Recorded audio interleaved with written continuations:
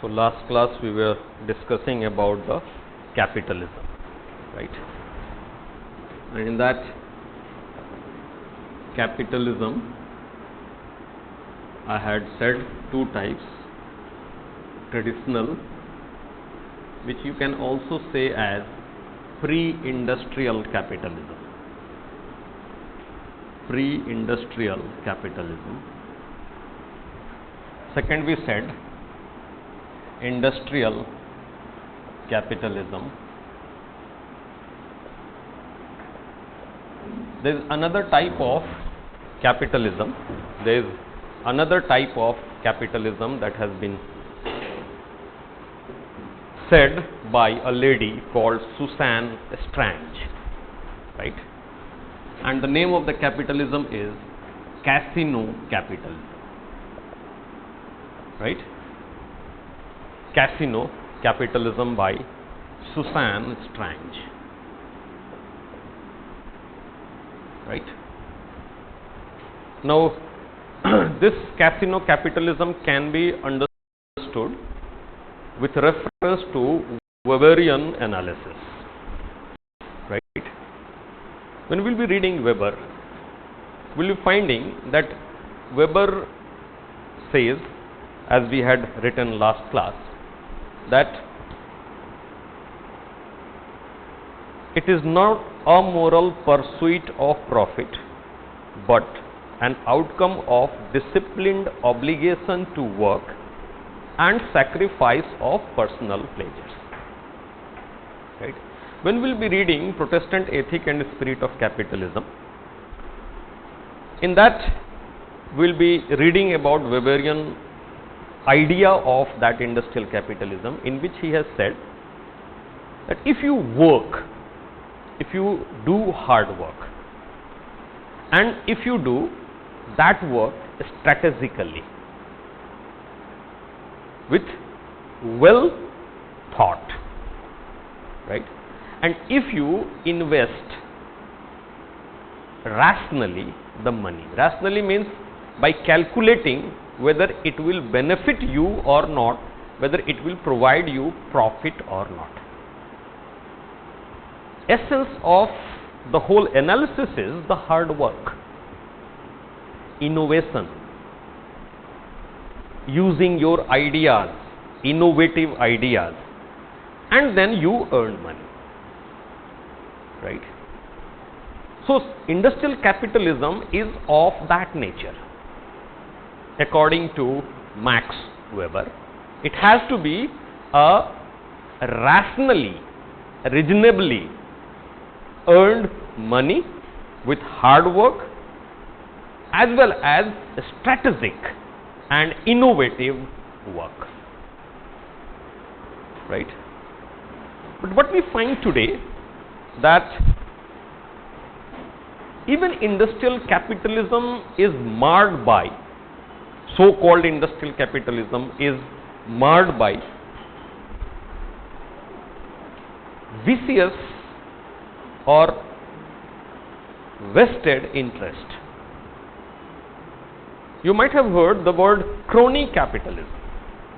Means a very small group of capitalists have control over the market, and they don't allow others to freely operate in that market, rather use their own machinery as well as influence the state machinery, so that the budding entrepreneurs, the industrialists, they don't benefit at all,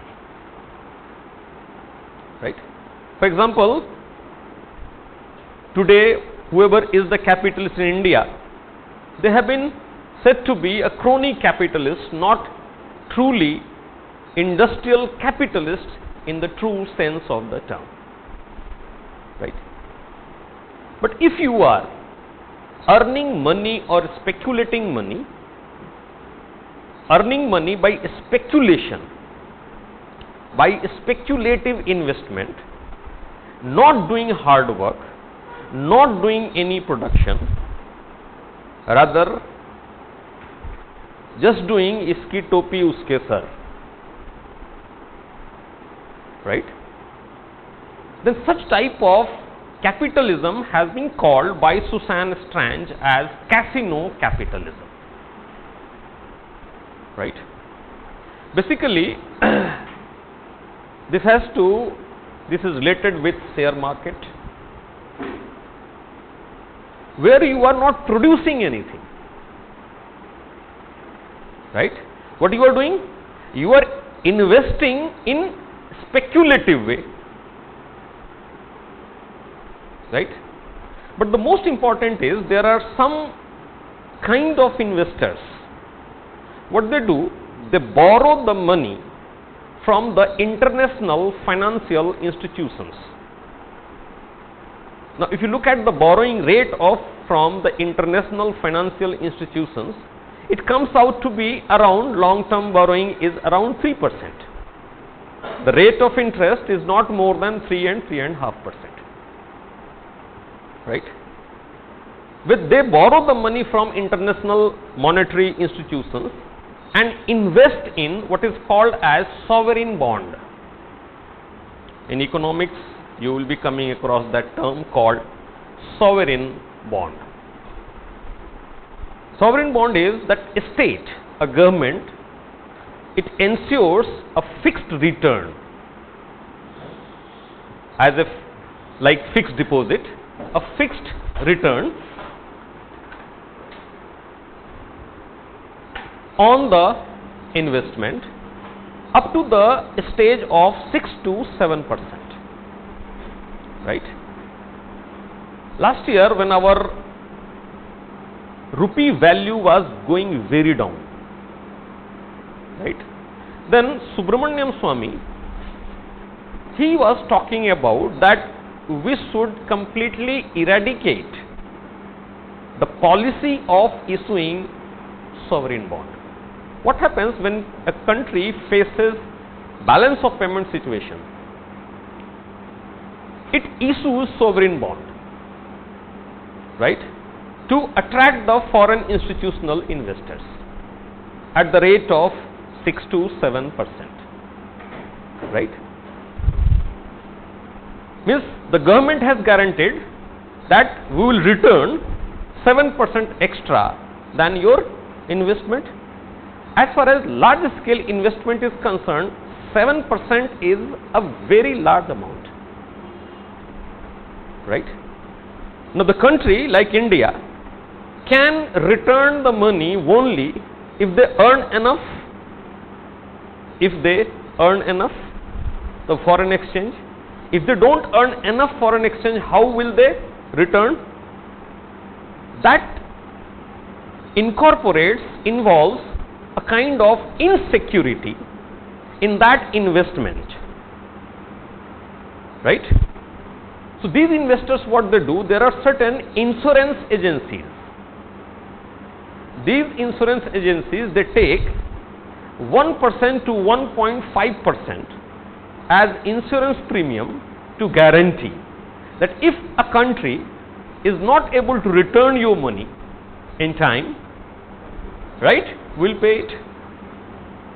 Now naturally, overall cost of the borrowing money of those investors is 5%. And how much return they are getting? 7%. And in between, what are they producing? Are they providing any service? Are they providing any, or they producing any commodity? No, right? They are gambling. They are gambling. And that's why such type of capitalism is known as casino capitalism. Right? Anytime you might get a short notes on casino capitalism. Right?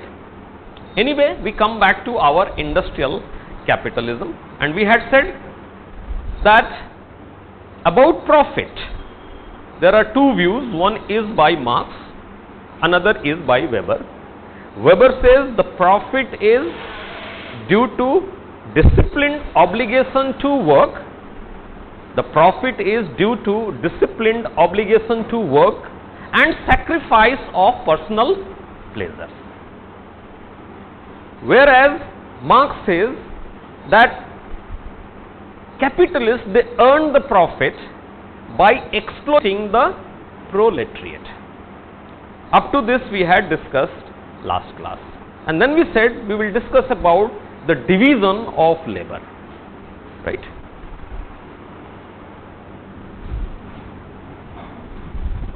So what Marxian theory is about division of labor, which is relevant to our theory of alienation. Division of labor. Marx classifies division of labor into two categories. One is known as social division of labor and another is known as economic division of labor. Social division of labor and economic division of labor, and this was a question in UPSC in 2013 perhaps or 2014. Compare the concept of division of labor of Marx and Emile Durkheim. What is Marxian theory on division of labor, a comparative analysis, and what is Durkheimian theory on division of labor, right? Now what is this social division of labor and what is this economic division of labor? What Marx says, this social division of labor, it existed in pre-industrial society. It's a feature of pre-industrial society. It's a feature of pre-industrial society, right? Economic division of labor is the feature of industrial society.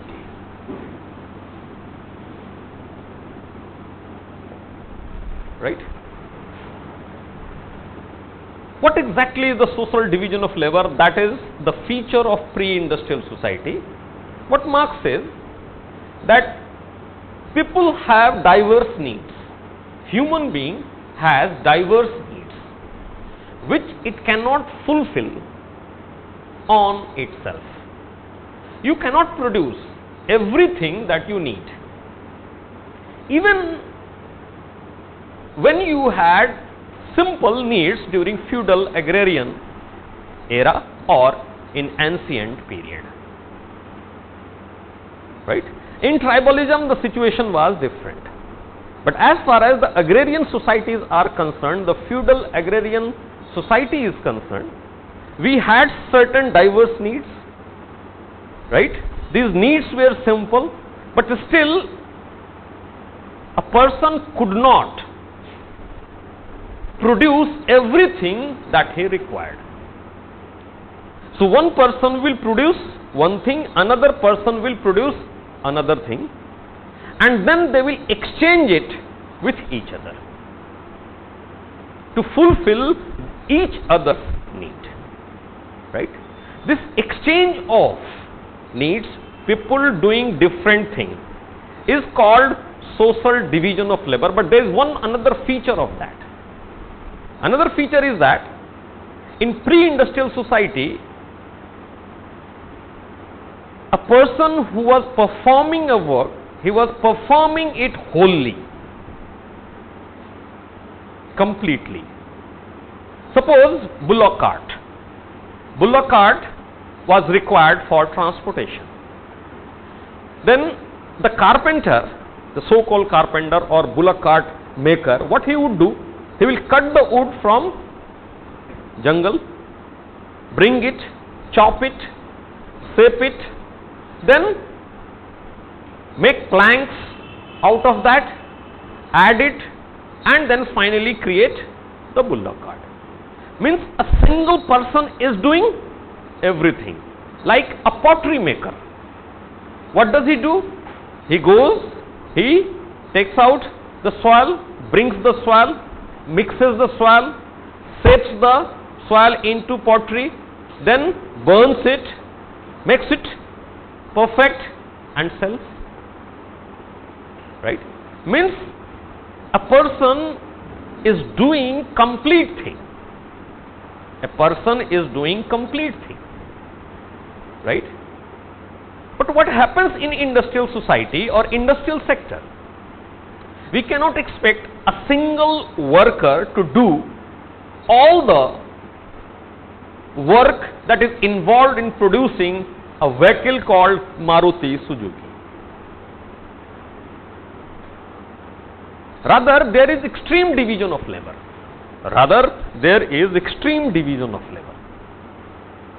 And in this sector, a person does only a part of the whole thing.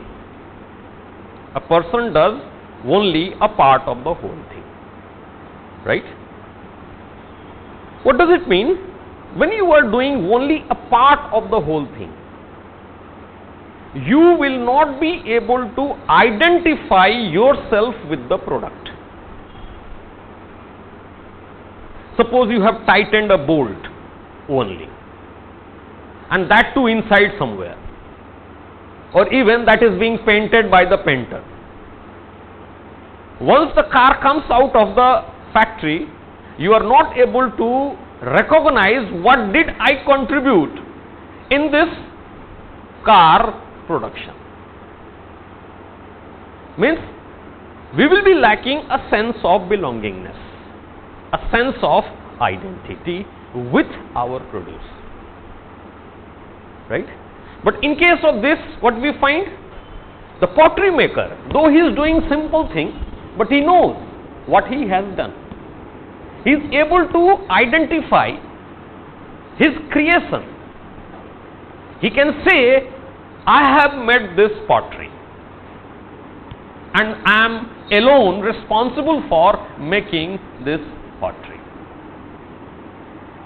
Means there will be sense of belongingness with the outcome of your labor.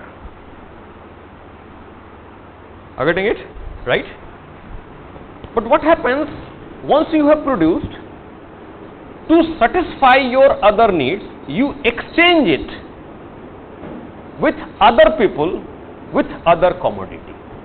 Means you are separating that product, the creation of your labor, from yourself. Right? What is that state of separation? We have already read. Alienation. But that alienation is very small. Write down under social division of labor.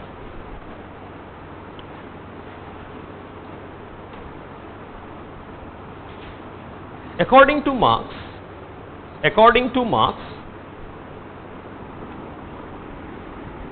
human beings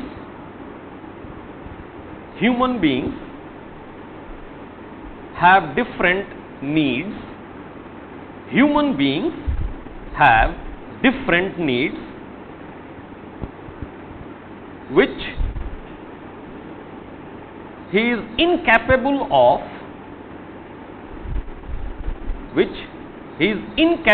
of producing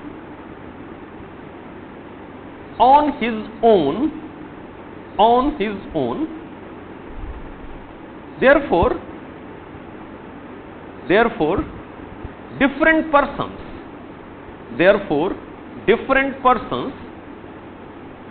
produce different things,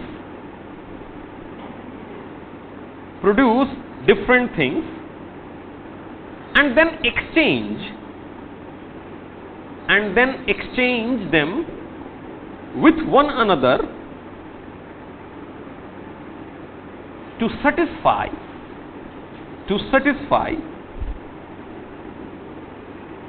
their diverse needs.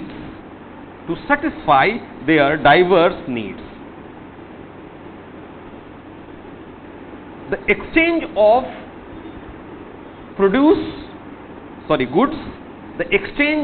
goods and such commodities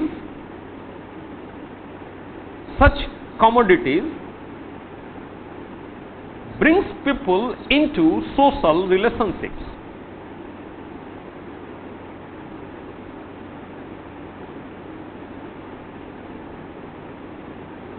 This is a case of division of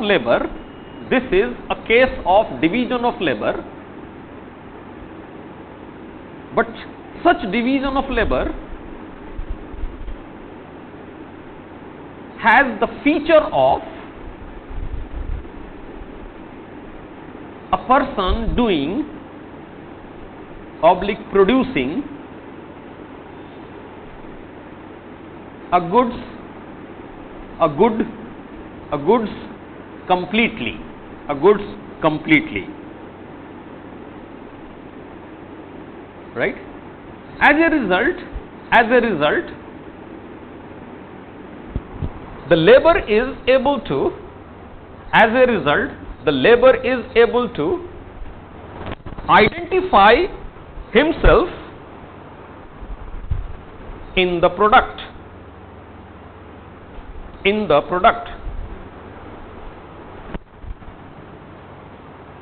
Definitely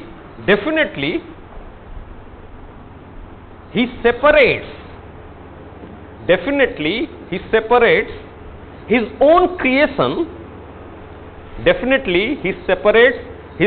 creation from himself in the process of exchange. Therefore, he is bound to feel alienation.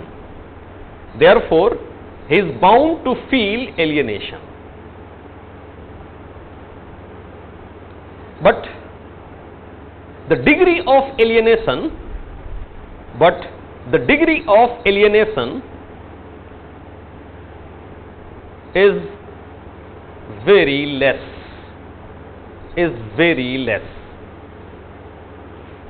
Right? Now what you find here, if you look at the division of labor, social division of labor, this is called social division of labor, you find a characteristic. Different people do different thing towards different end. In this division of labor, what happens? In social division of labor, different people do different thing towards different goal or end. One is producing pottery, another is producing bullock cart, another is producing agricultural grains, food products, etc. Right? So, goal of each person is different. Now, when you come to economic division of labor, write down the feature of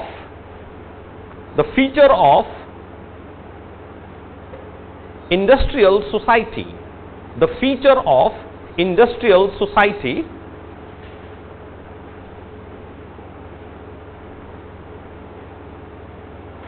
characterized by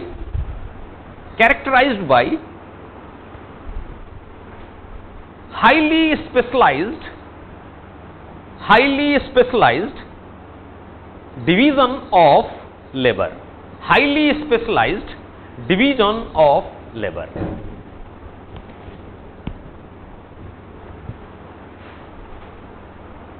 In this sector,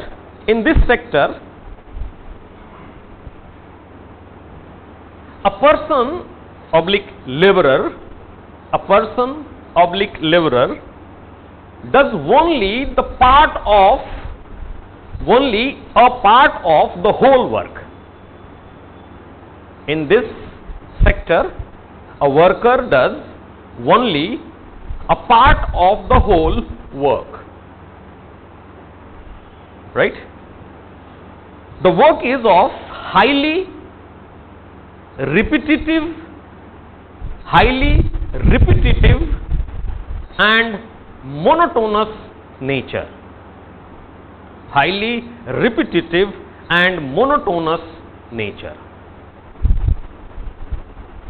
The creator is not able to, the human being, the labor, is not able to identify himself with his product. As a result, he does not have any sense of belongingness. Sense of belongingness. Are we getting it? So, here another thing we are saying, according to Marx, alienation was present even before capitalist mode of production, but at that time the degree of alienation was quite less, and there is various reason for all those things, right? But as far as the division of labor in the industrial sector is concerned, alienation reaches to its extreme, particularly among the proletariat class. Now we try to understand the alienation of proletariat class.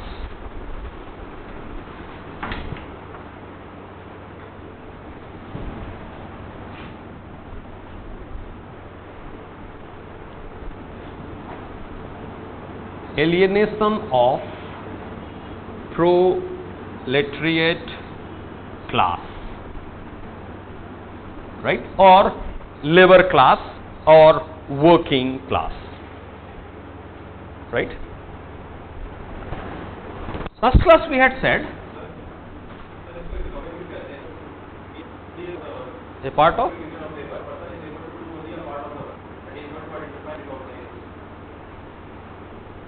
this society is known as economic society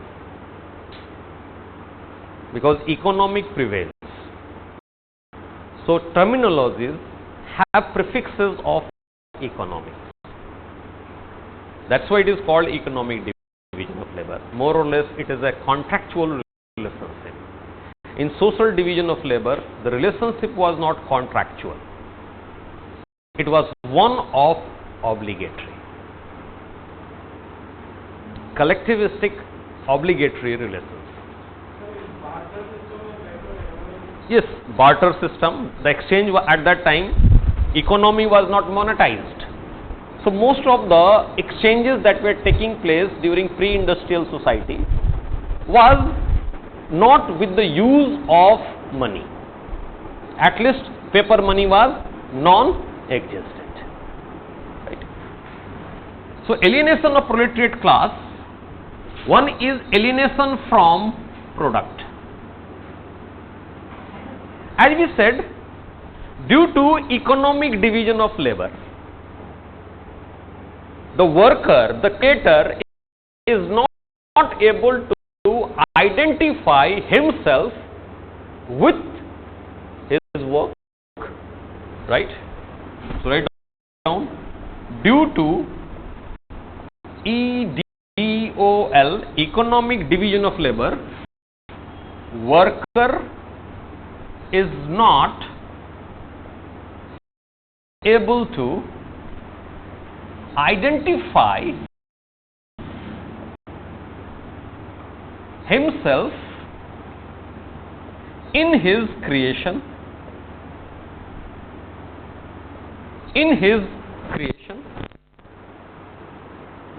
right? Secondly, if you look at this industrial society, then industrial society has a different feature. The feature is that industrialists or capitalists have absolute control over the product.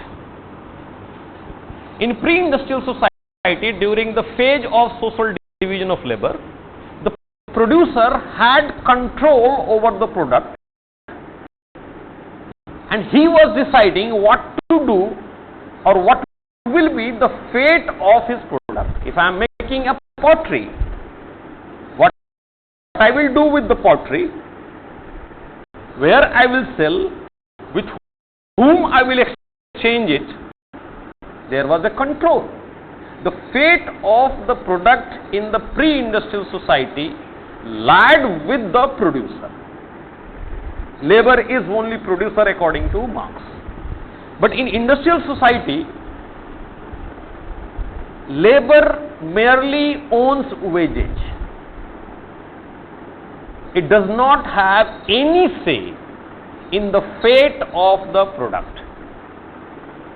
At what cost I would sell it, to whom I will sell it, and so on. Right? So producer, that is labor, lacks control over his own product.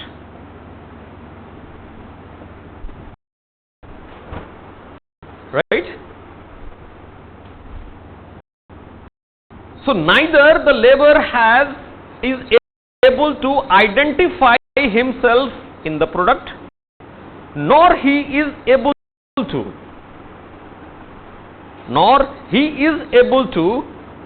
control the product, right? As a result, he feels separated from his own product. Alienation from product. Second is alienation from process. As we said, in the economic division of labor,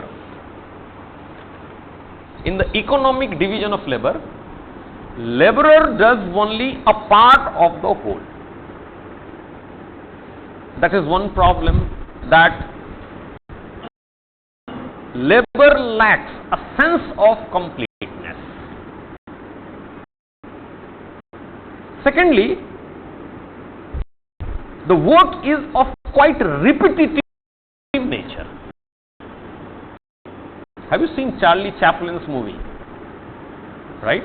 There is a movie called City Lights, right? And it is a satire on the industrial society. In that film, Charlie Chaplin has the duty of tightening the bolt, right? So in assembly line segments, what happens? That the bolts are moving on a conveyor belt, and the bolts has to be tightened around 10 to 12 times, right? So it is moving on the conveyor belt, and there are laborers who are standing in queue in assembly line, 6 laborers, each having 2 spanners in their hands, and they have to do, they can tighten one bolt.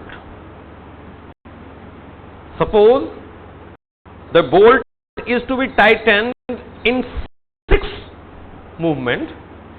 One laborer is entrusted with the task of tightening only once.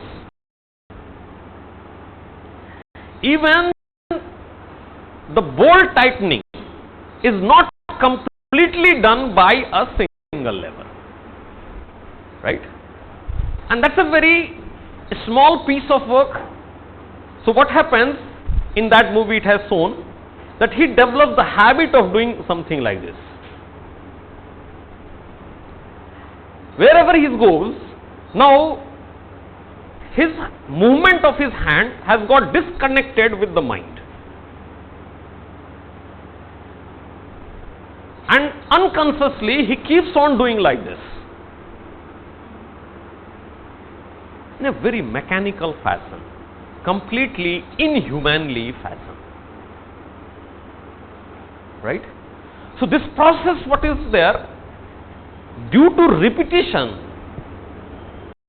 the laborer lacks interest in it. He feels monotonous, right? And that's why he is alienated from the process of production, right? So due to extreme division of labor, and repetitive nature of the work,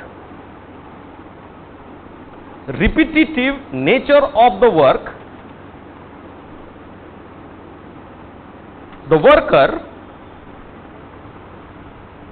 finds it quite monotonous, boring,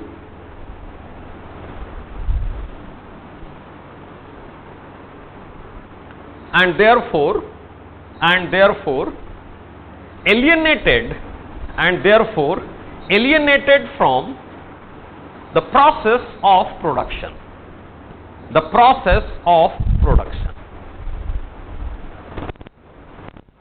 Right?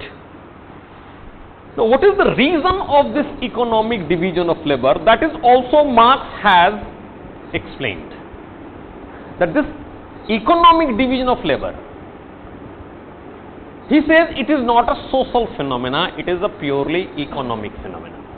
If you look at the pre-industrial society, even economy has relationship in the social realm. That's why he calls it as social division of labor. It brought people into relationship with each other. In this industrial society, it is a purely economic phenomena. That's what Marx said first. Secondly, he said that this division of labor is a deliberate creation of the capitalists to maximize profit. Right? So just write down sidewise somewhere. According to Marx, economic division of labor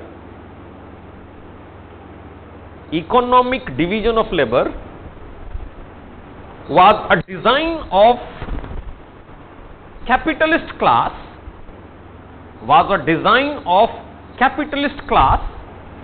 to maximize profit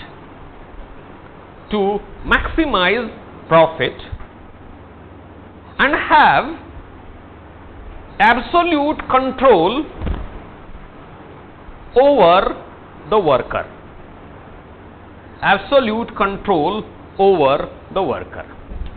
Now, I want to understand this from a different example, which we don't need to write in the answer sheet. Right? Now, you all are right now students of coaching institutes, right? Different coaching institutes people are attending. And there is a peculiar feature of these coaching institutes. If I appoint a teacher, the moment he is a little bit successful, he separates from the parent organization and establishes his own institution like me. I am no exception. Right? Means, if I am allowing a person to teach sociology in my institution, and that too the complete syllabus, he will always be ready to independent. The moment he gets some follower, he will say, why to give this institution or province a share? Let me separate, be my own masters, right, and have all the profit. Right? So what I do, instead of employing a single person, I employ 4 persons. Okay? One person will be teaching thoughts, another person will be teaching X, Y, Z, third person, second paper, that part, fourth person, something like that. In this situation, all the teachers, they will lack a confidence over the whole syllabus. First. Secondly, if I am allowing a person to teach only a small part of the syllabus, he needs less time to read it. Means during training the expenses are less. Right? So what happens? One thing, if the training expenses are less, remuneration will be less, they will be ready to accept lesser remuneration. And secondly, I will have control over them. Because all the 4 getting united and separating, it will be very difficult choice. Right? So Marx says this is the purpose of economic division of labor. Even if a laborer can do a large part of work, capitalists do not let them do that. The reason, if they do a small part, the amount of training that is required will be less, so wages will also be less. And secondly, the capitalist will have absolute control over the worker. Right? What you have written? Read aloud.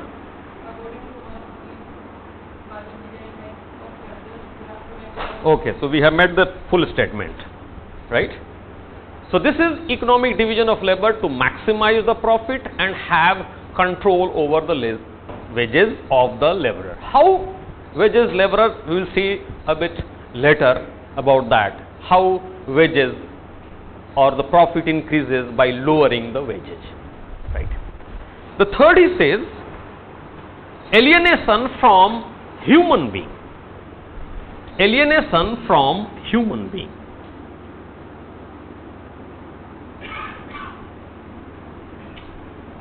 Alienation from human being. We had started with that description of definition of human being. And in that definition, we compared human being with two things. One, inanimate objects, dead objects, right? And secondly, we had compared it with the other living being, right? Now let us take that comparison with the inanimate objects, right? That is commodity. Commodity has economic value. It can be produced, sold and bought in the market. They do not have any feeling, emotion, etc. Right? And human being is different from such commodities. Human being have feeling, emotions, creativity. Right? Marx says, labor is subjective in nature. Labor is subjective in nature. And what is subjective cannot be valued by money. What is subjective cannot be quantified, cannot be valued in terms of money. Labor is the creative aspect of human being. That is the subjective aspect of human being. One cannot attach any objective value to it. Write down. According to Marx, labor is the creative aspect of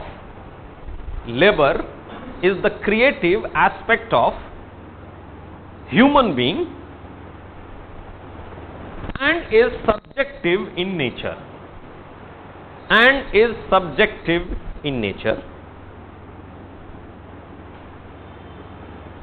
It will be improper to attach. An objective value in terms of money or wages,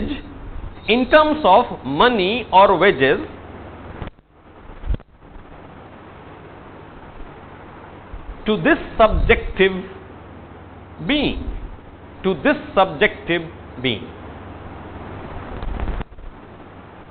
But in industrialist society, in capitalist industrialist society,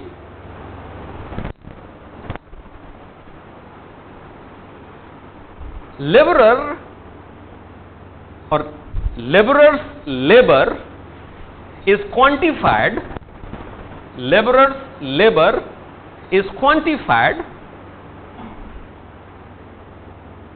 in terms of wages,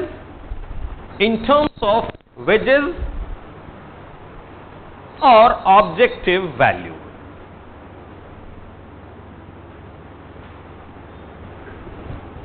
In other words, labor is commodified. In other words, labor is commodified, that is, treated like a commodity, bought and sold in the open market. Bought and sold in the open market. As a result,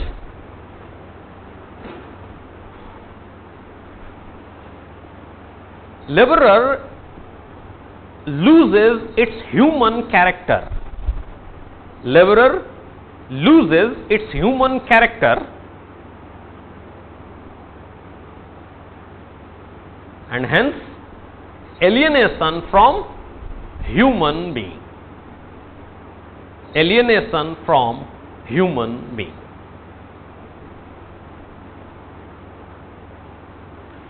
Now, understanding Marx, now definitely we apply our mind. But if we want to understand, perhaps we have to use this more than this. Right? For example, you might be coming across those examples that there is a young person or adult whose both hands have been amputated. Right? Then he learns to work with his legs and does some painting.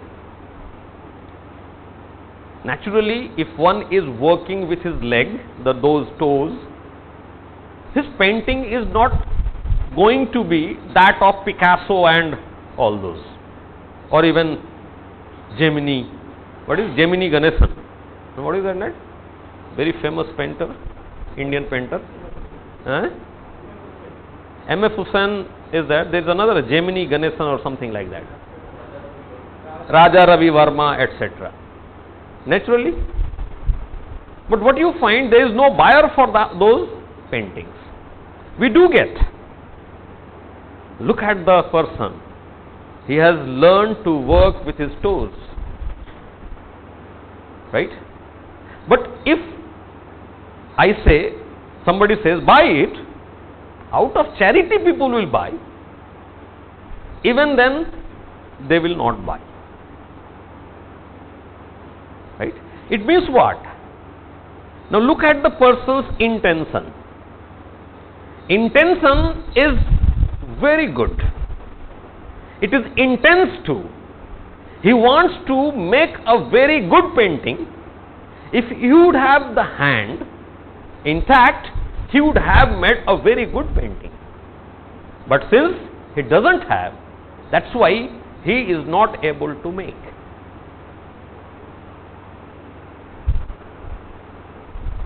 Right? Means intention is there. I want to create. And that creativity cannot be attached with any objective value. It means you are involved in your work. For example, we cannot expect a person with one leg amputated and a person whose both legs are intact to run with equal speed.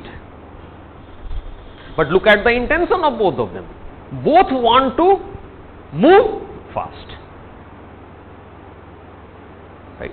What happens in industrial society, it is the outcome that is rewarded.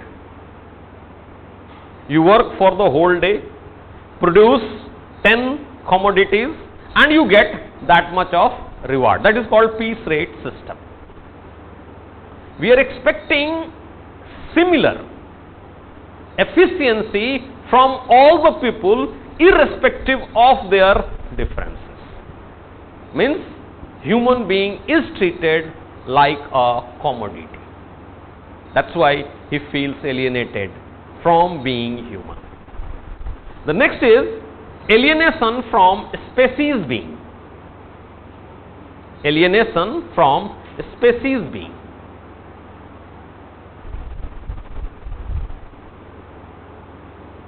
This we can understand with our comparison with the other living being.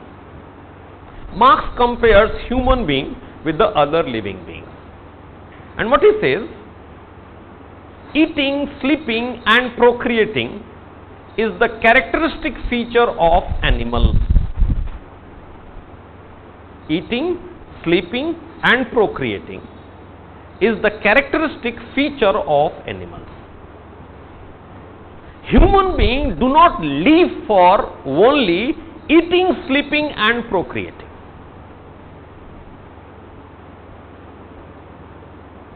Rather, human beings want to do something through their free will. They want to create something.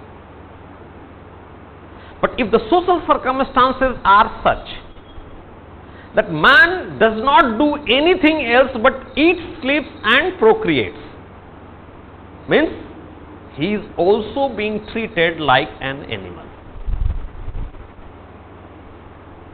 Right? Now, in the contemporary period of Marx in Germany and in particular and Europe in general, the average working hour for the laborers were around 12 to 14 hours. After working for 14 hours, the amount of wages that they were getting, it was just sufficient for a square meal, that is reproducing the labor for tomorrow's work. At the workplace, they were not getting any satisfaction because they were not doing anything that they wanted to do. Rather, they were doing for those square meal. Nor they have the time to do what they want to do. After 14 hours of work, where you remain dissatisfied, you go back home.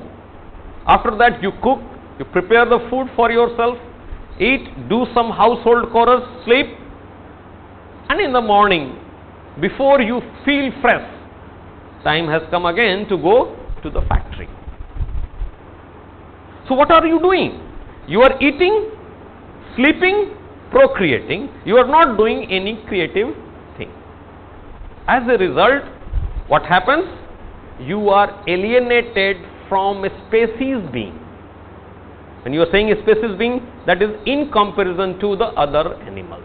Write down. According to Marx,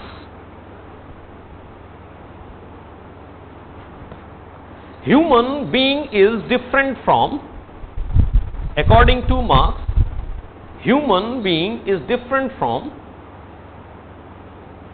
you do not have pen, you are writing with pencil.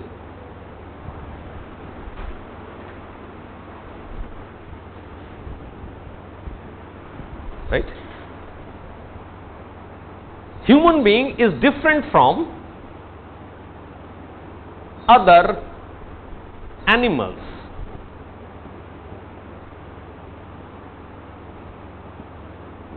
Eating, sleeping and procreating, eating, sleeping and procreating is animal function.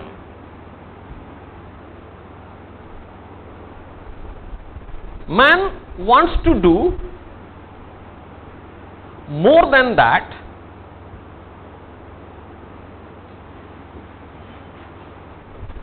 Be involved in creative work. Be involved in creative work.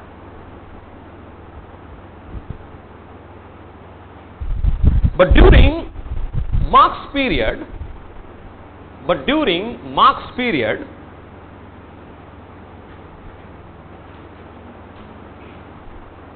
the average working hours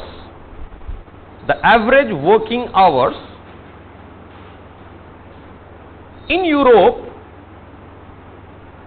was around 12 to 14 hours.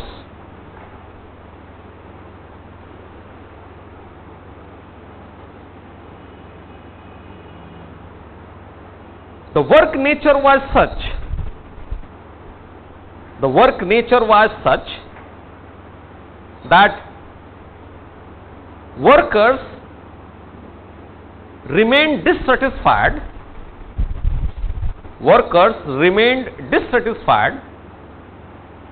at the workplace.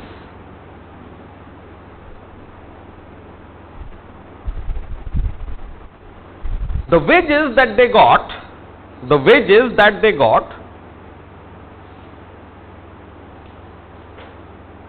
was just enough for a square meal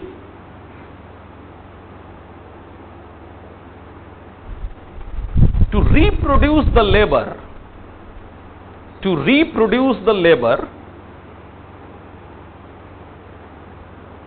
be ready to work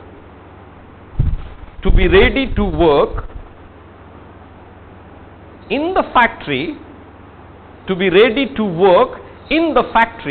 next day. Besides, they were not getting any spare time.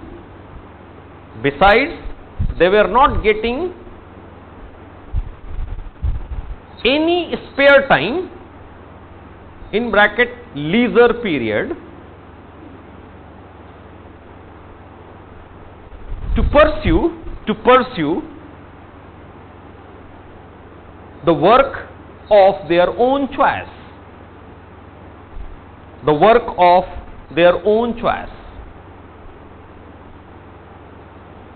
This way, they were not doing anything else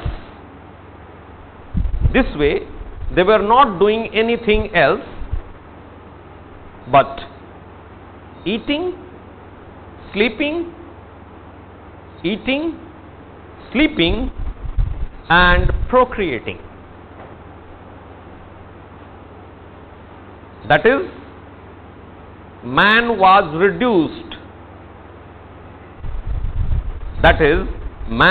reduced to the level of animals,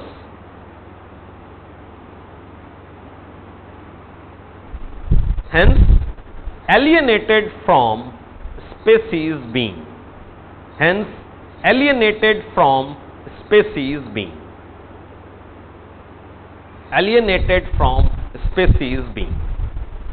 Right? So, all the four dimensions: alienation from product, alienation from process, alienation from human being, alienation from species being. If you compare with the pre-industrial society, then in pre-industrial society, even alienation from the product was not complete, because one was able to identify himself in his creation. Process was also not repetitive. Human being, his labor was not attached an objective value, because barter system, it does not work on the principle of market. Right? So, and also he was feeling satisfied at the workplace. So, the level of alienation in pre-industrial society was quite less, but the level of alienation in the industrial society, capitalist industrial society, it reached to the extreme. Right? Not only this, according to Marx, even capitalists feel alienated. Alienation of capitalists.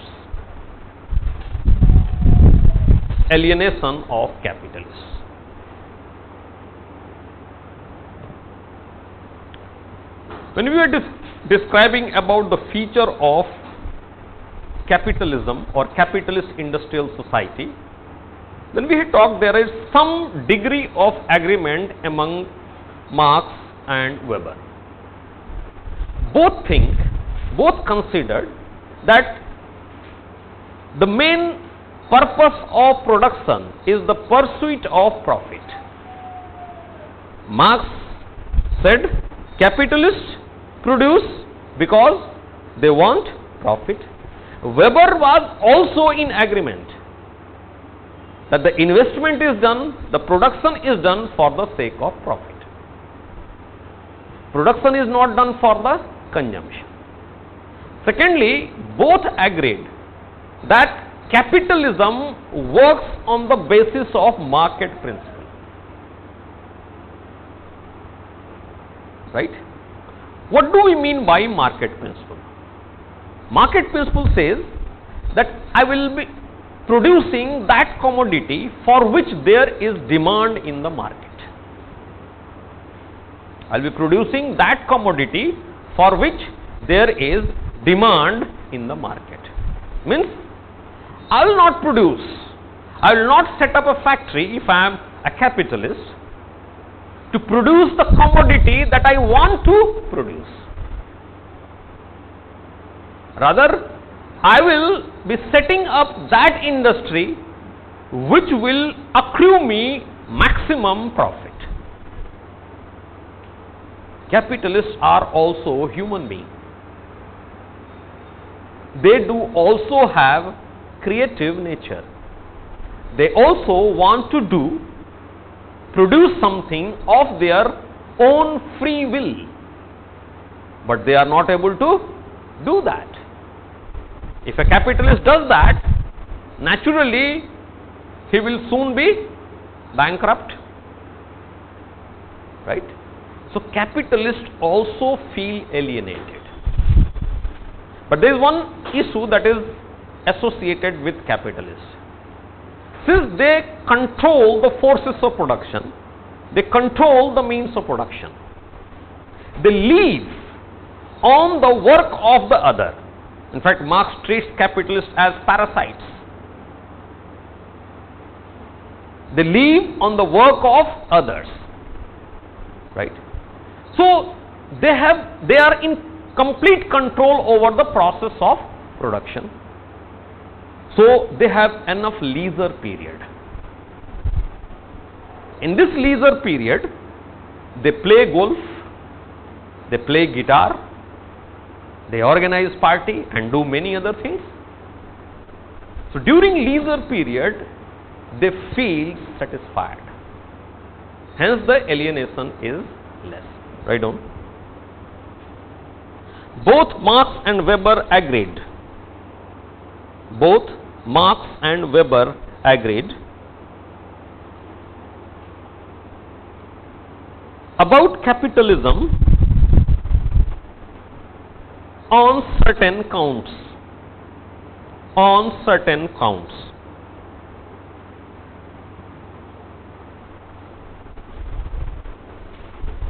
Number one, constant pursuit of profit. Constant pursuit of profit. Number two, production not for consumption. Production not for consumption but for exchange. Production not for consumption but for exchange. And third, capitalism operates in a free market situation.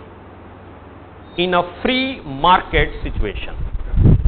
Operates in a free market condition. Para change. According to Marx,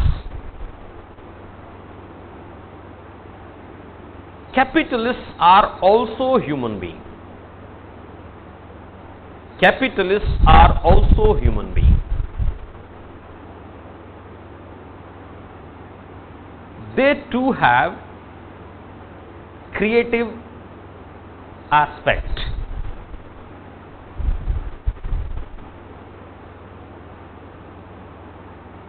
They too have also a choice of their own. But they produce only those commodities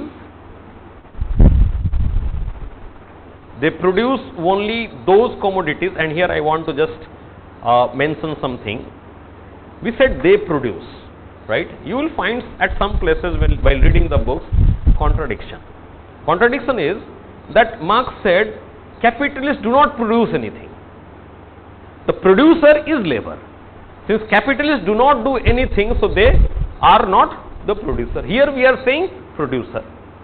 So this production in the sense of setting up industry only, not creating value in the commodity, right?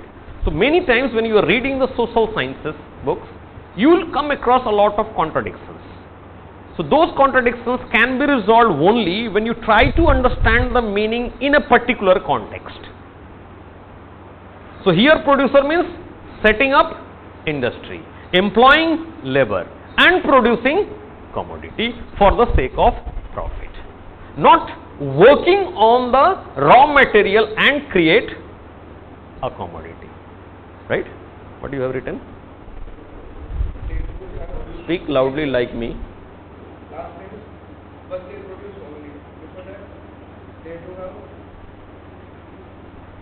creative aspect. They do have also choice of their own. After that? But they do produce only. Okay. They produce only those commodities for which there is demand in the market.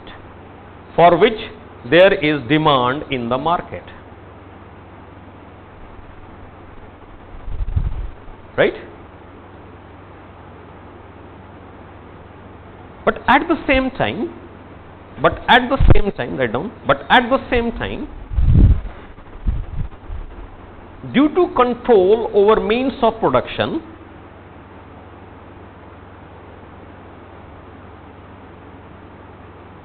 capitalists enjoy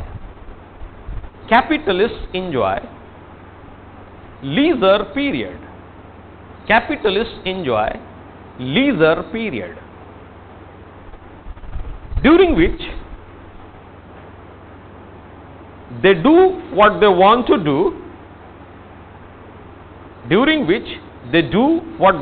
do, and thereby having creative satisfaction. They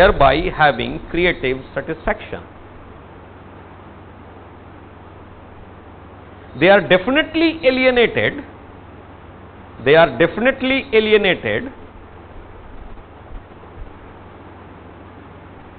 But the degree of alienation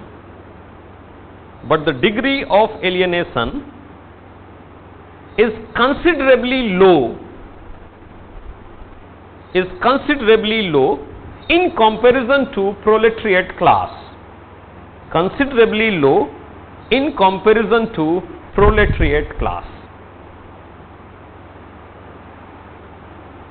Right?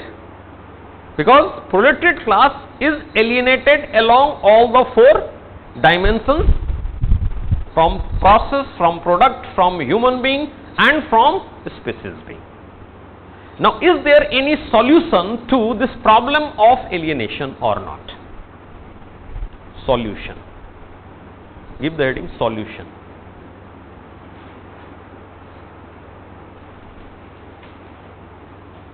Marx sees the solution of the problem of alienation,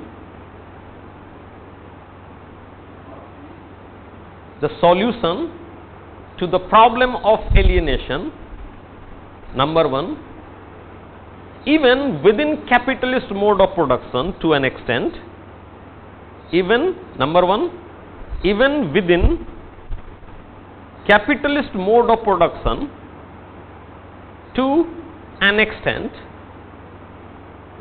and second, complete elimination with the establishment of communism. Para change. capitalist mode of production,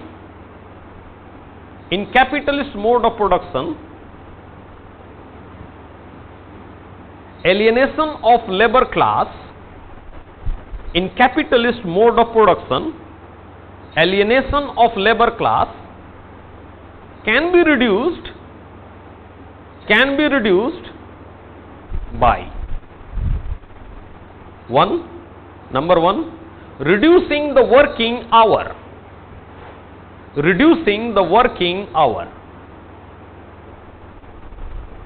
Number two, by making the working condition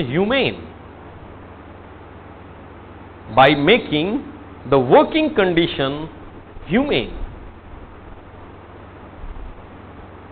Hygienic, well ventilated, well lighted, etc. If the place is there, people will feel involved in that. So Marx was of the opinion that to an extent alienation can be reduced within the capitalist mode of production, but complete solution will occur only with the destruction of capitalism and establishment of communism. Right?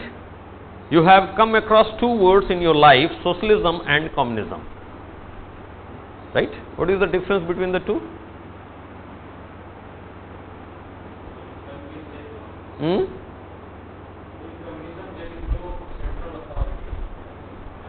Okay.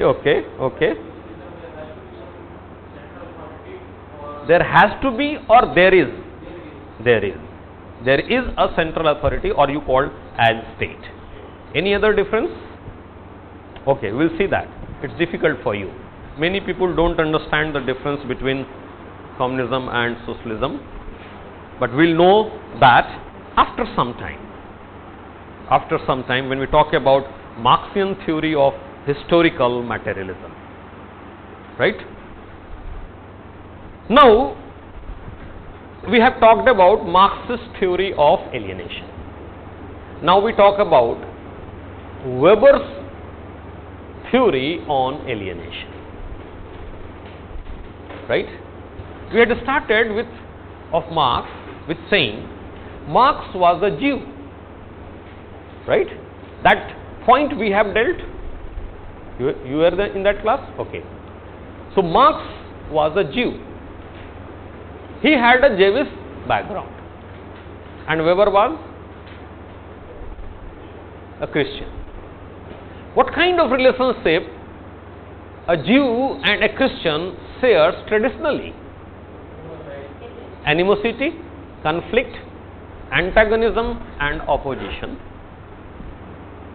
That shows, if I could interpret it like that Weber was likely to oppose Marx because he was into a religious contrast. Definitely I am saying in a probabilistic fashion. Most probably. A Christian is likely to oppose a Jew. Forget about Marx and Weber. Weber was a Christian, so he was likely to oppose a Jew and his theory, even at the intellectual level. Whenever someone criticizes other, the criticism will survive only when you have certain logic, certain rationality. To an extent, even if a little bit, certain objective reality. If you go on criticizing in air, making air castles, your criticism will not survive. No one will take your explanation in their stride. Marx will be criticized by Weber also on the basis of certain sound logic. Right? What Weber says, if I could compare Marx and Weber, one very significant difference between Weber and Marx on alienation. That is, Marx was optimistic of its solution, Weber was pessimistic of its solution. Weber said there is no solution to this condition of alienation. Right. Marxian analysis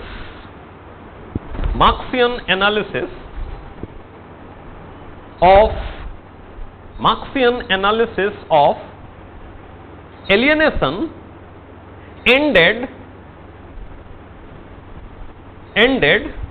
on an optimistic note,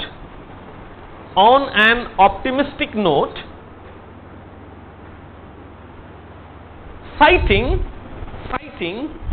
its solution, citing its solution completely in the establishment of communism.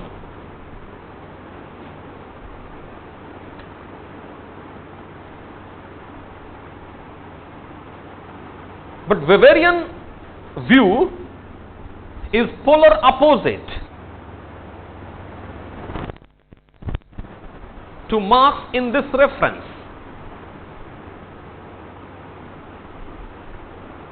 He was highly pessimistic. He was highly pessimistic. He was highly pessimistic. He did not foresee any solution. Rather predicted that human society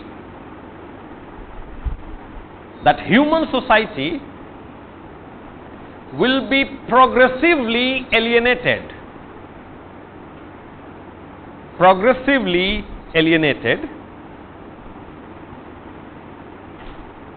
And the reason he cites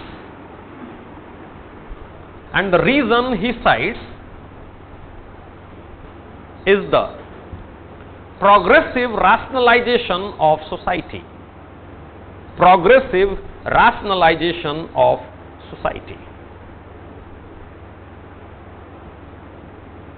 Right? Those who started from the first class, they know about word rational properly. Those who came late, little bit difficulty in understanding the rationality. So I will just recapitulate those things. Right? Rational is a word that is derived from the term reason, which was coined by Immanuel Kant, the philosopher. Right? What Kant said, man is born with a reason. There is a reason behind each and every of his or her action. Let us not take her, because we are talking about 18th century. Her has become important only in 21st century or 20th century. So for these thinkers, women were not creative. They were unreasonable. Right? So at that time he said that man has reason. When he acts, he has a reason behind the action, and the reason is pure. By that token, every action of human being, a normal human being, is rational or reasonable. If you are spiritual, you are rational. If you are materialistic, you are rational. If you are superstitious, you are rational. Because you have a logic, you have a reason to do the things. But this Kantian idealism was later on criticized and modified, what is known as neo-idealist. And Weberian idealism, you will find, or rational word you will find, it has a reference to material rationality. The reason of your action is not emotion and tradition, but material achievement. The reason of your action is not traditional or emotional, rather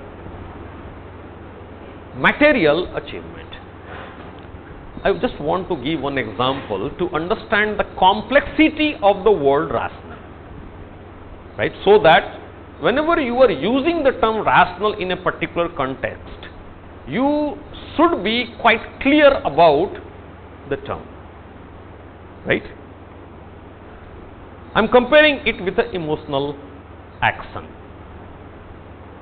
We all have parents, right?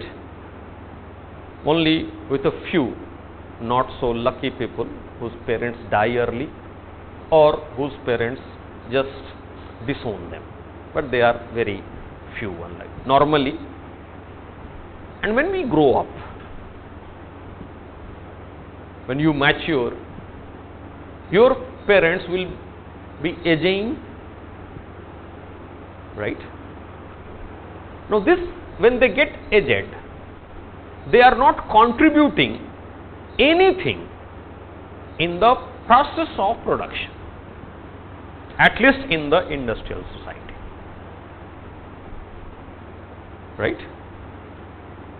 So what to do with those people?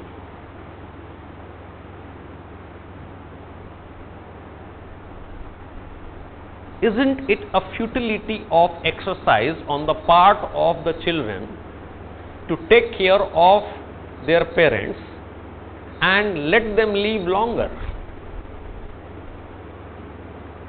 Instead, withdraw the support system, they will die very soon. You will get rid of all the obligations and problems. You will have to earn less and so on. But that doesn't happen. We take care of our parents even after knowing they are going to be burden to us.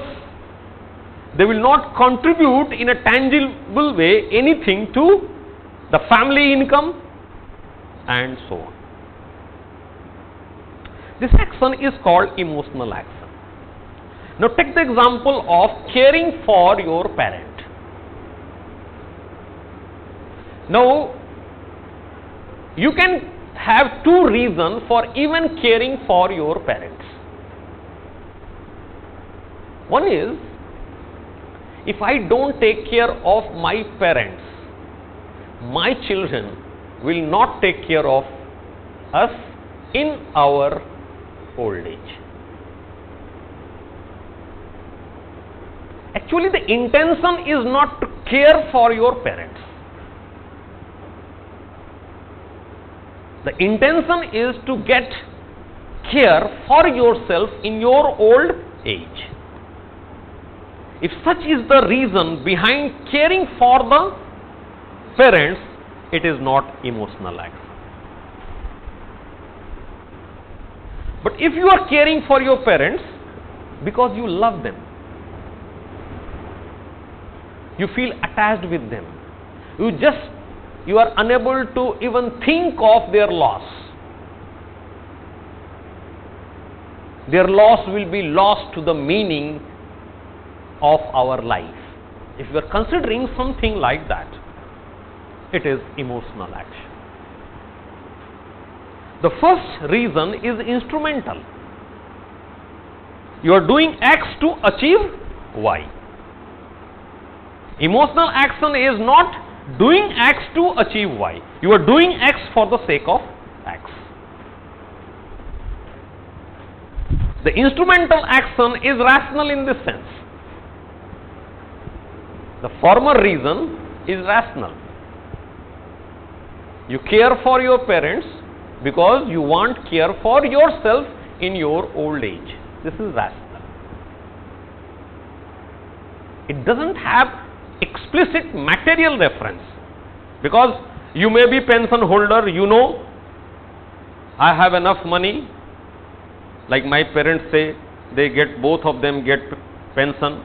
So they always say, हमें तुम्हारी कोई ज़रूरत नहीं है, अभी भी कुछ देंगे ही. Something like that. But anyway, we do care for them. Right? I just gave this example for the sake of understanding the complexity of the word rational. Rational is a highly subjective term. So, in which context you are using the term rational, you have to know.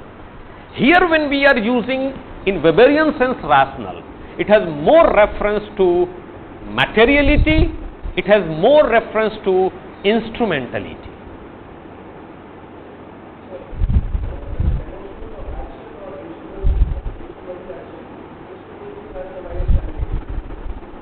What is high and what is low is, it depends on how many people feel it is high, how many people feel it is low. So emotional action, if in majority of the people in a society consider emotional action is high, then it is high. But if they consider rational action is high, it is high. There is nothing called absolute. There is nothing like absolute in society. Everything, and that's what we had said in the first class, everything is a viewpoint. What is good, what is bad is a value. What is high, what is low is a value, and value is always personal. Right? So now Weber says that rationalization of action is taking place. Right?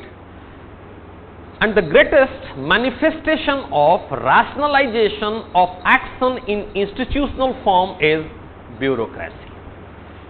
Write down. According to Weber,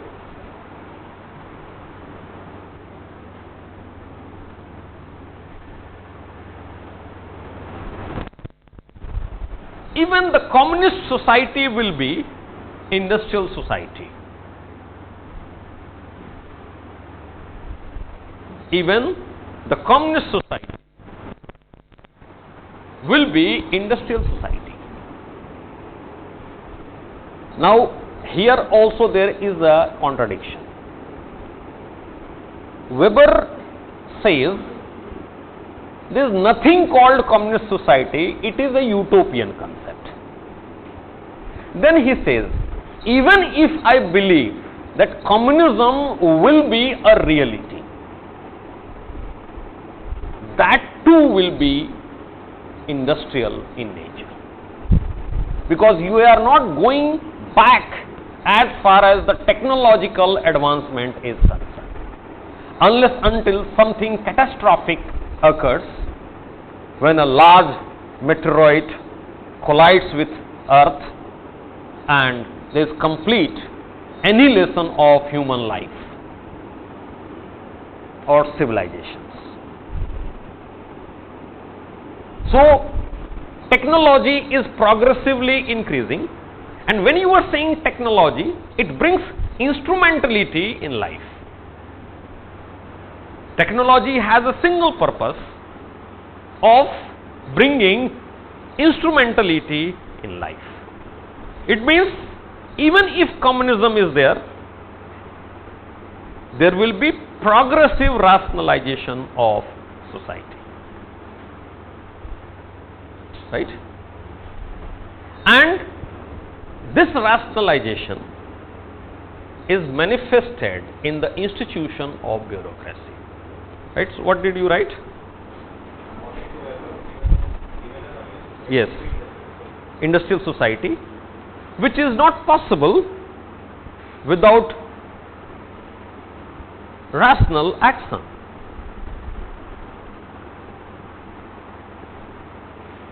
He argues that the world is moving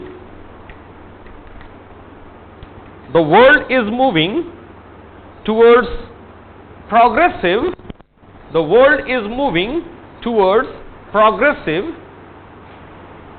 rationalization of action,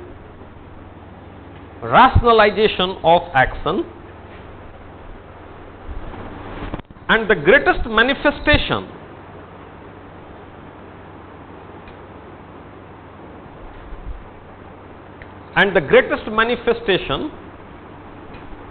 of rationalization of action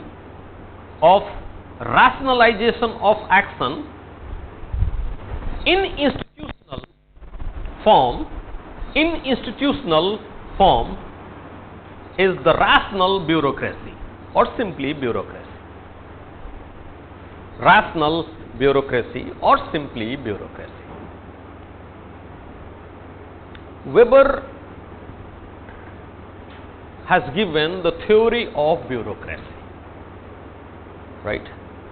And he has provided certain features of bureaucracy.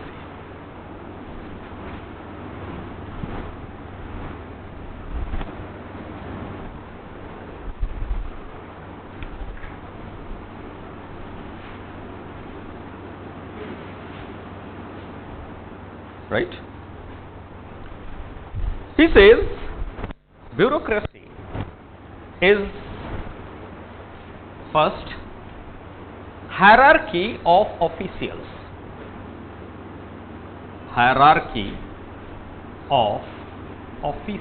It's a hierarchical arrangement.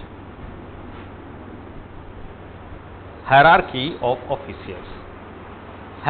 officials means one official is ranked above the other. Right? Secondly, what he says, that these officials are recruited on the basis of ability or technical competence. Officials should be recruited on the basis of technical competence or rational basis. Here rationality means one who has ability to perform well, not one who has intention to perform well.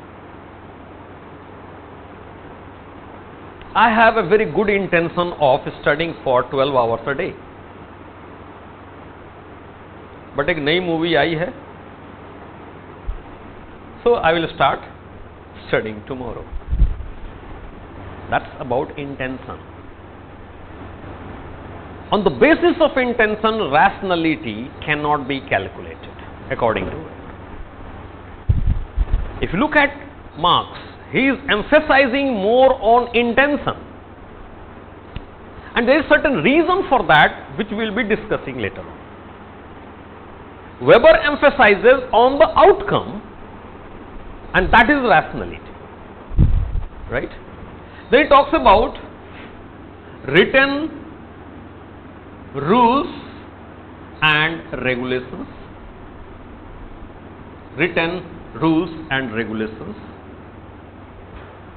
Then he says officials should distinguish between private and official income, or to be simply, official position should not be used for personal gain.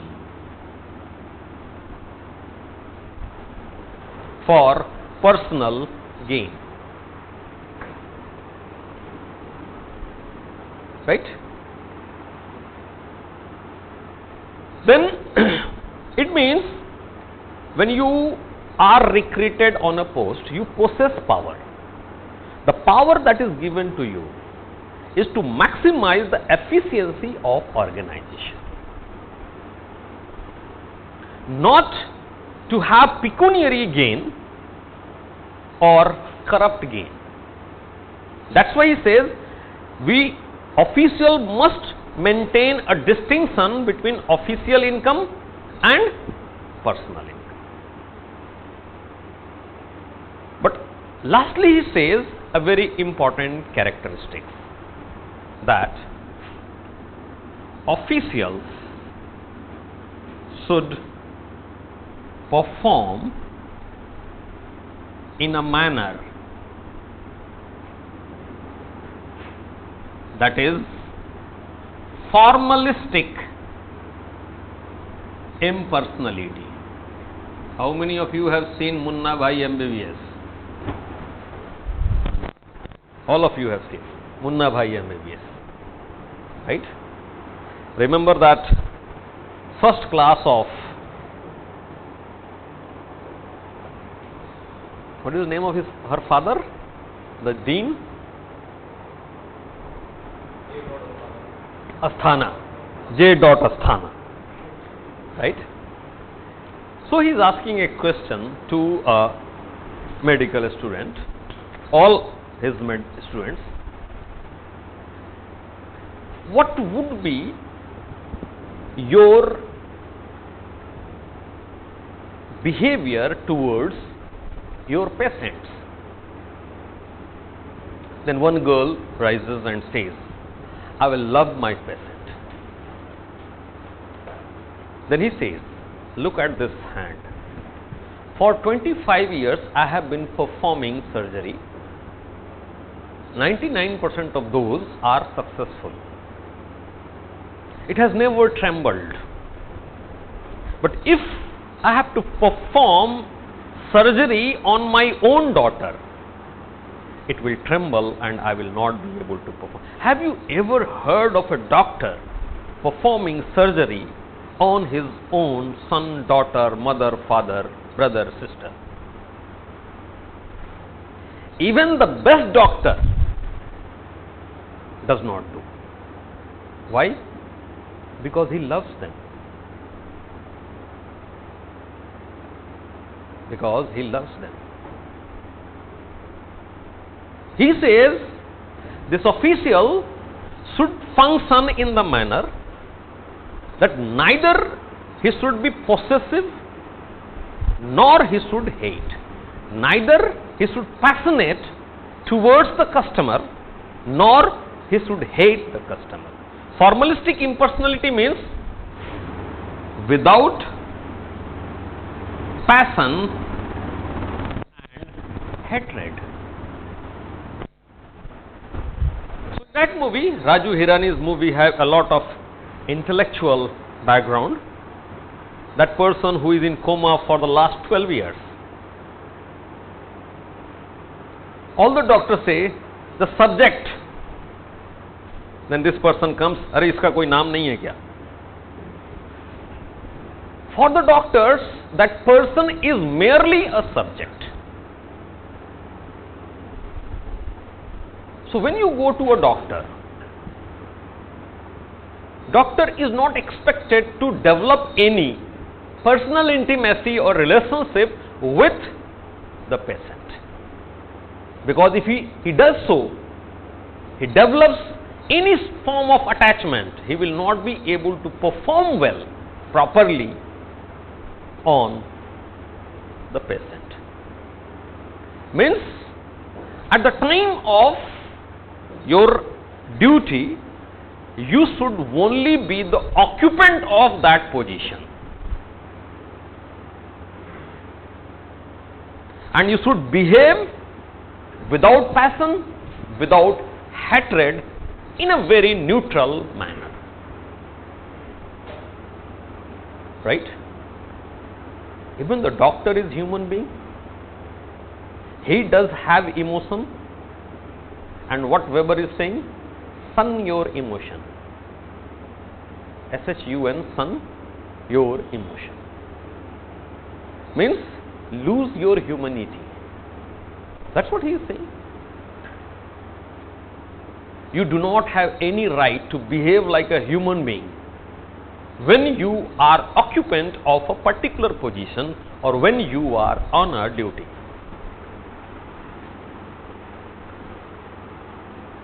This is called formalistic impersonality. So when you are a counter clerk on a railway station, even if your aged father is standing, you should not avoid the queue. First come, first serve. It seems to be quite impossible. But still, Weber said, one should behave in this manner, formalistic, impersonal manner, that simply implies loss of emotions. Acting in a very mechanical fashion, rational manner, right? And if you are acting mechanically, not humanly, you are losing your human character and you feel alienation. That society today is called more developed, where more people work in organized sector. Means more and more people are part of a perfectly created bureaucracy.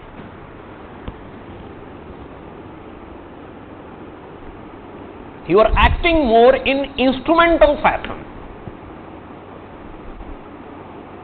You are completely losing that emotional aspect. And as society is moving, this character is progressively increasing. So, alienation will go on increasing. And he does not see any solution to this problem of alienation. Write down. According to Weber, rationalization of action, according to Weber, rationalization of action is an ongoing process,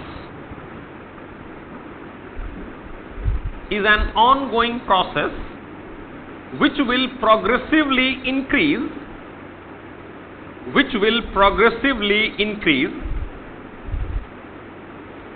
with the growth of industrialization, and therefore formalistic impersonalization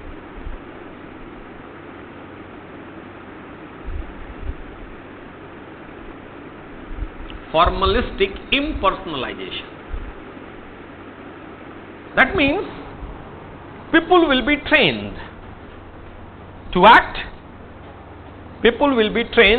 to act in more in mechanical fashion, in an instrumental fashion,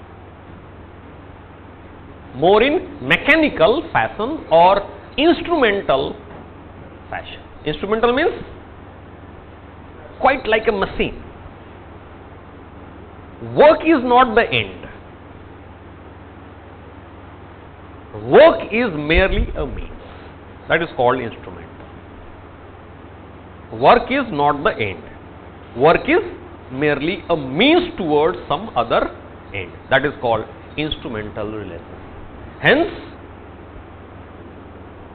society will be progressively alienated. Society means human beings. The members of the society will be progressively alienated. Right? It doesn't see any solution to this problem. Then there is the next person, and his name is C.W. Mills.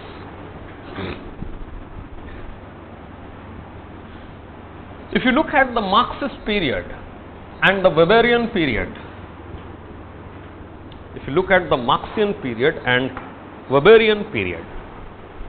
then those periods are characterized by predominance of manufacturing sector.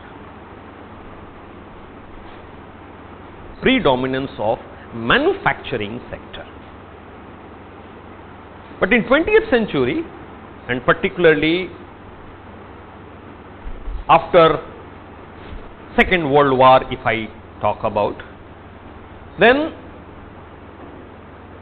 Western society is characterized by predominance of service sector. Right?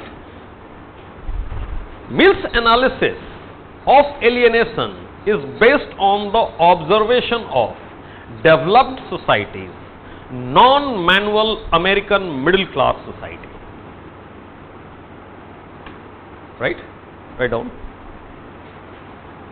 C.W. Mills applies. C.W. Mills. C. C, only C, A, B, C, W, right. C.W. Mills, M-I-L-L-S, applies alienation on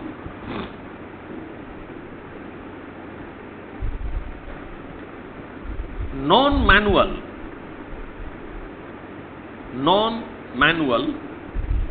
American middle class study entitled White Collar.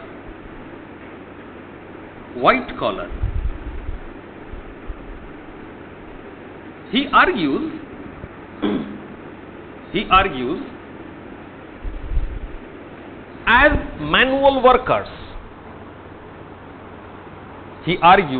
as manual workers means workers in the manufacturing sector become like commodities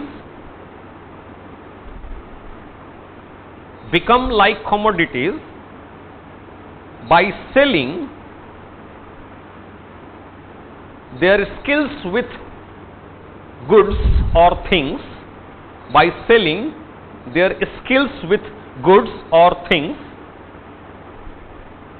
A similar process occurs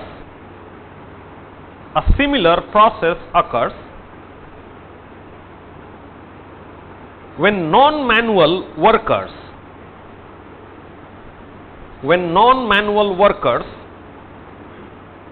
sell their skills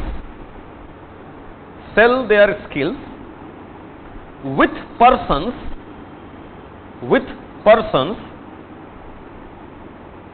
in the open market.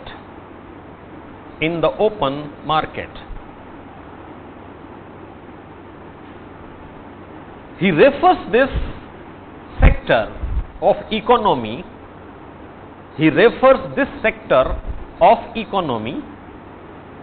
as personality market.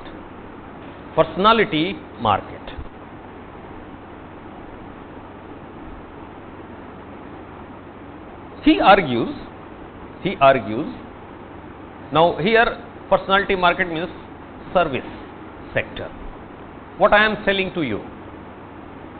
Am I selling any tangible commodity? Nothing, right? I am selling my personality. My personality is integral with the knowledge of sociology, right? But I have created package of pieces of my personality. Study material 3,500, regular class 33,000, test series 15,000, online 20,000.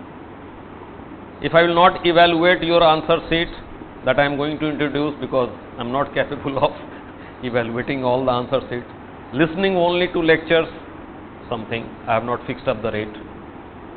What I am saying, what I am doing, I am selling my personality in bits and pieces.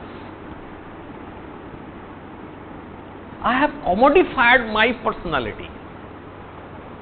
Will I not be alienated? I feel alienated. I want to give concession to a student. But then I start thinking, after becoming IS, nobody comes to me, even if he earns millions or billions, right? So why should I give the concession? I am knowing that this person is not capable of paying my fees. Then I remember one of our teachers'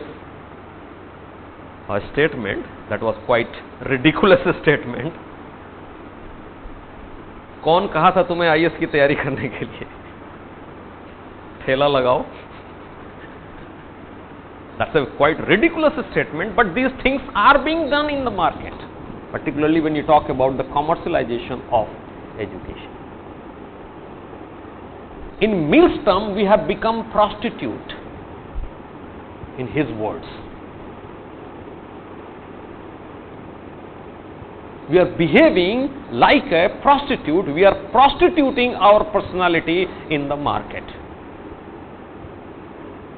We know that, but we are helpless. All of us, we know that. That's not right. That's not justified. But we are helpless. Maybe because of our own greed, maybe because of the pressure of the market, and many other things. So write down. He argues a market value is attached. A market value is attached to the personality characteristics. To the personality characteristics. Its bits and pieces. Its bits and pieces which people sell in the market.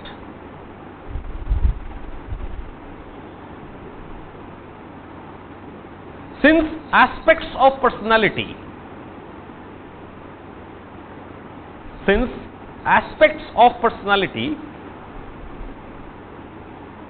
is sold and bought, since aspect of personality is sold and bought like any other commodity,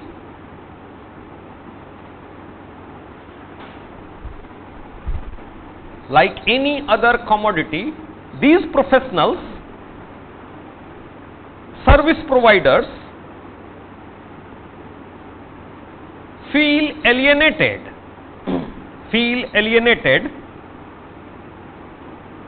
from their true selves.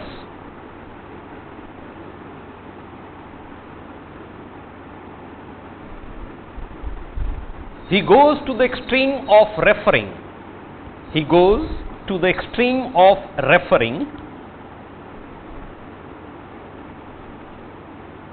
These workers or professionals as prostitutes. Prostitutes, as he says,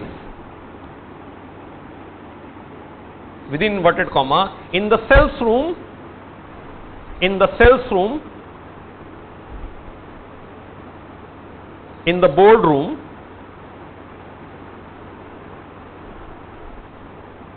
in the staff room,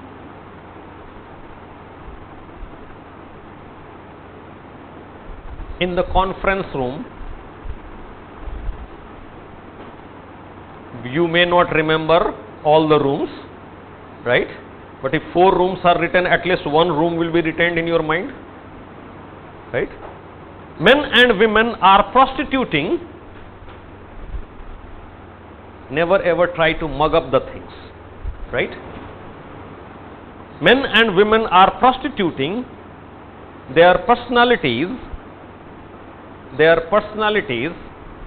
in pursuit of personal gain.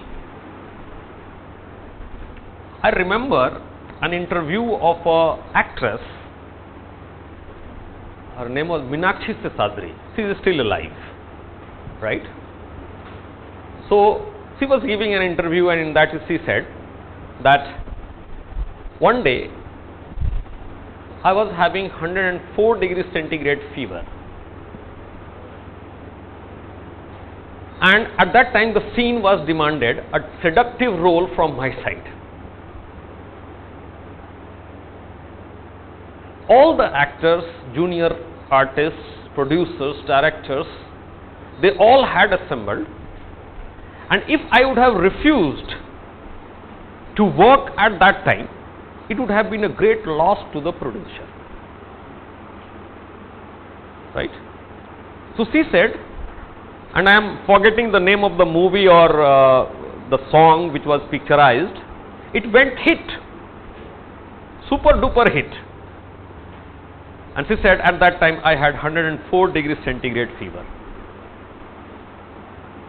Now what she is doing, in 104 degrees centigrade fever, she should be lying on the bed. Actually, she did not care for producer and director. Rather, she cared for herself.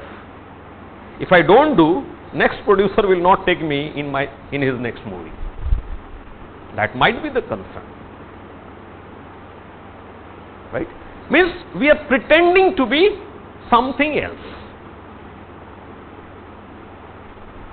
We keep on laughing till a marketing person, till you buy the policy, sir, sir, sir, sir, and all those things. You are idiot, yes, sir. The moment you have paid your money, he hardly worries about you. Sudden change in the personality.